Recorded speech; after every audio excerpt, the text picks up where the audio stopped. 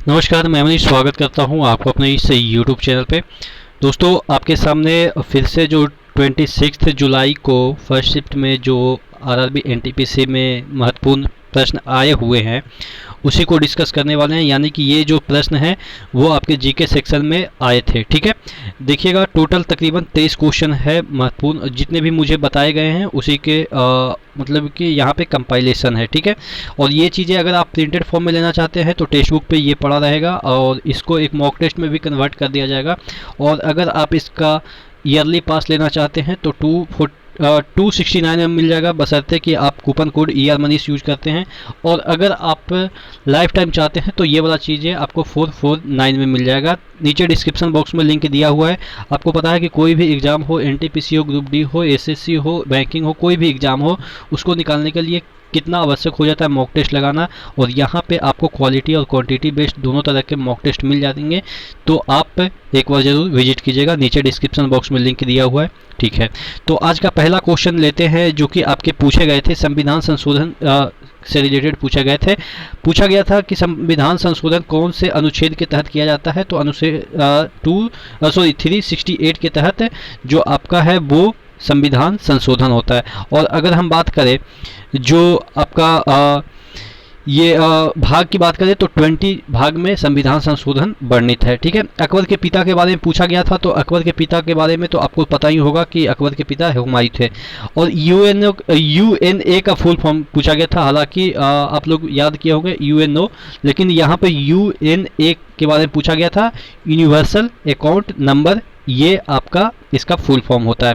अगला क्वेश्चन पूछा गया था, नीलगिरी की पहाड़ी कहाँ पे स्थित है। तो नीलगिरी की पहाड़ी तमिलनाडु में स्थित है, ऐसा ही मुझे बताया गया। हालांकि बहुत सारे ये भी बोल रहे हैं कि नीलगिरी की पहाड़ी पे कौन कौन से जानवर पाए जाते हैं, ये पूछा गया था। तो वहाँ पे मेनली हाथी पाए जाते हैं। ठीक है, अगला प्रश्न पूछा गया था, अभिव्यक्ति की स्वतंत्रता किस अनुच्छेद के तहत वर्णित है।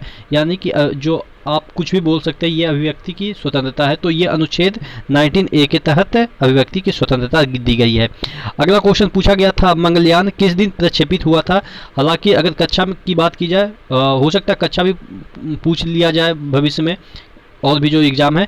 तो ये आपके कक्षा में 2014 में पहुंच गया था। लेकिन अगर इंडिया इसको लॉन्च कब किया था, यानी कि यहाँ से इसको भेजा कब था, 5 नवंबर 2013 को यहाँ से भेजा था। अगला पूछा गया था, नेशनल साइंस कांग्रेस 2020 कहाँ हुई। इसका आंसर मैं नहीं लिख पाया, आप गूगल से सर्च करके एक बार इसको देख लीजिएगा। नेशनल साइंस कांग्रेस, ठीक है, जो मीटिंग होती है वो कहाँ पे हुई थी, 2020 का। अगला क्वेश्चन पूछा गया था, 2020 का साहित्य पुरस्कार किसे मिला। ये मिला मधुरिमा गरपालिया को। मधुरिमा गरपालिया को 2020 का साहित्य पुरस्कार मिला था। अगला प्रश्न पूछा गया था 2021 में, जो कि 2020 ओलंपिक कहलाएगा, क्योंकि 2020 का ही ओलंपिक 2021 में हो रहा है।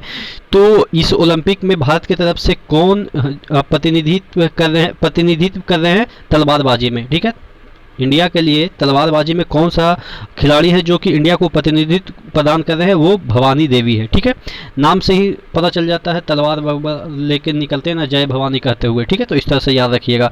सती प्रथा का अंत किसने किया, ये तो आपको पता ही होगा, लॉर्ड विलियम बेंटिंक ने किया था। प्रेस मुक्तिदाता के बारे में पूछा गया था। तो चार्ल्स मेटकॉफ इसके प्रेस मुक्तिदाता कहलाते हैं। ठीक है, अगला क्वेश्चन पूछा गया था, ईस्ट सेंट्रल रेलवे का मुख्यालय जो कि हाजीपुर है। ठीक है, यूनेस्को ने 2021-22 के लिए किसे अपनी सूची में शामिल करेगा। तो शांति निकेतन और भीमबेटका जो गुफा है आपके MP में, शांति निकेतन आपके बंगाल में है। तो इन दोनों को यूनेस्को अपनी सूची में शामिल करेगा। अगला प्रश्न पूछा गया था, 1920 का INC यानी कि इंडियन नेशनल कांग्रेस अधिवेशन कहाँ पे हुआ था।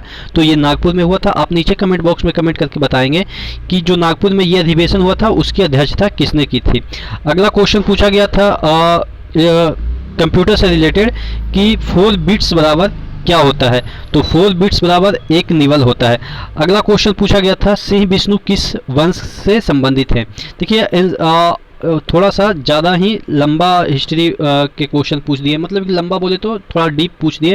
हालांकि उतना डीप तो है नहीं। सिंह विष्णु पल्लव वंश के शासक थे। कोशिका की रक्षा करने वाला प्रोटीन कौन सा है। कोशिका की रक्षा यानी कि बाहरी जो चीज़ें होती है एंटीजन से कोशिका की रक्षा करती है कौन? Protein lysosome. इसको आत्महत्या की थैली भी कहते हैं। कैसे करती है? कि बाहर से जो भी एंटीजन आती है उसको ये खा जाता है, ठीक है, जिससे कि कोशिका की रक्षा हो जाती है।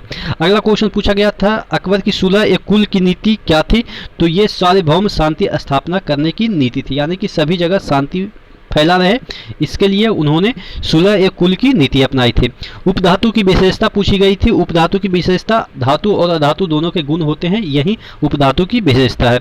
NH44 की लंबाई पूछी गई थी आपसे।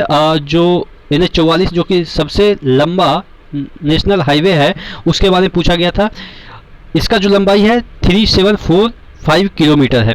अगला पूछा गया था, जो एनपीएस सिस्टम लागू है, जो कि पेंशन हटा के एनपीएस सिस्टम लागू कर दिया गया है सरकारी कर्मचारियों के ऊपर, तो वो पूछ रहा है क्या कि एनपीएस कौन लागू करता है? तो एनएसडीएल करता है, ठीक है। ये आपके स्टॉक से संबंधित ये वाला संस्था है, ठीक है। अगला क्वेश्चन है, राष्ट्रीय पंचांग यानी कि हमारा राष्ट्रीय कैलेंडर, नेशनल कैलेंडर है, वो कब लागू हुआ था? 1957 में लागू हुआ था, यानी कि आज़ादी के बाद। डोलू कुनिट्टा डांस किस राज्य से संबंधित है? ये कर्नाटक से संबंधित है। तो ये कुछ महत्वपूर्ण प्रश्न पूछे गए थे। हालांकि कल के अपेक्षा थोड़ा सा मुझे लग रहा है कि आज के जो प्रश्न है थोड़ा सा डिफिकल्ट है कल के बनिस्बत, ठीक है। जैसे ही कोई भी अपडेट आती है, कोई भी चीज़ें आती है रेलवे संबंधित, आप बने रहेगा चैनल के साथ, यहाँ पे आपको चीज़ें प्रोवाइड कर दी जाएगी। नेक्स्ट वीडियो मिलता है, तब तक के लिए धन्यवाद।